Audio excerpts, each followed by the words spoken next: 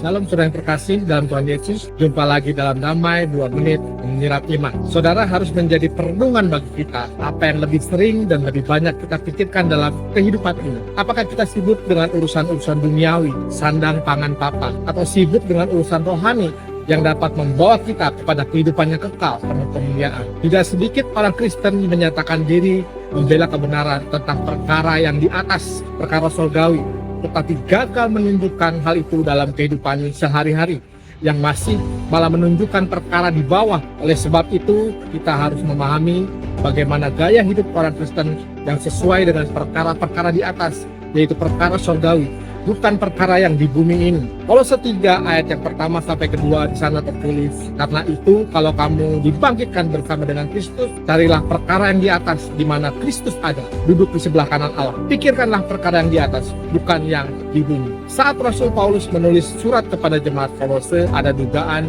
jemaat Kolose sudah mulai melenceng dari Injil yang sejati. Dugaan terkuat adalah ajaran lokal di Kolose yang dibawa oleh guru spiritual yang pura-pura merendahkan diri dan beribadah kepada malaikat, serta berkanjang pada penglihatan-penglihatan, dan tanpa alasan mereka membesar-besarkan diri oleh pikirannya yang dunia. Dengan dijanjikan kepada orang-orang di Kolose yang mau mengikuti ajarannya, maka mereka akan naik kelas secara rohani. Nah saudara, kepada jemaat yang mulai terbuai dengan ajaran yang seolah-olah tinggi tersebut, Rasul Paulus mengajarkan dari sudut pandang surgawi bahwa ritual yang mereka jalankan adalah ajaran duniawi yang bukan membuat mereka naik kelas, melainkan turun kelas. Ironisnya, makin mereka merasa naik kelas secara rohani, makin mereka jauh dari Tuhan. Saudara, jemaat Kolose diingatkan akan identitas mereka yang lebih istimewa sebagai orang-orang yang telah dibangkitkan bersama dengan Kristus, dan bahwa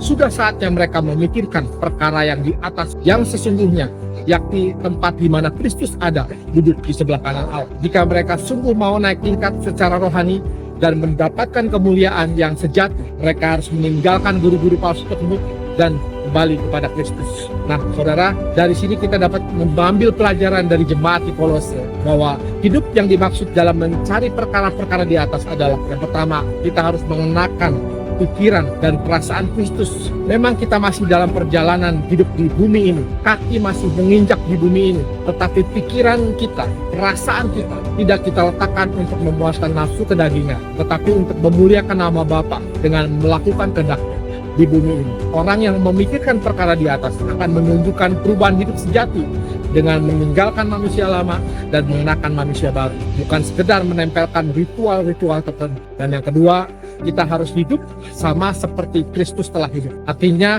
orang percaya harus dan wajib hidup sama seperti Kristus, mengenakan gaya hidup Yesus pada saat Ia hidup di muka bumi ini, dengan kesederhanaannya, tampil apa adanya, dan perbuatan-perbuatannya yang harus kita teladan. Jadi saudara yang terkasih, apakah yang selama ini kita anggap dapat membuat kita naik kelas? Apakah kita sudah memikirkan perkara yang sungguh-sungguh di atas? Mari kita ukur dengan standar dan perspektif yang diberikan oleh firman Tuhan dan menilai diri kita sendiri dengan jujur. Kiranya Tuhan menolong kita untuk bertumbuh dengan benar. Sampai jumpa di siaran damai berikutnya. Tuhan Yesus memberkati. Shalom.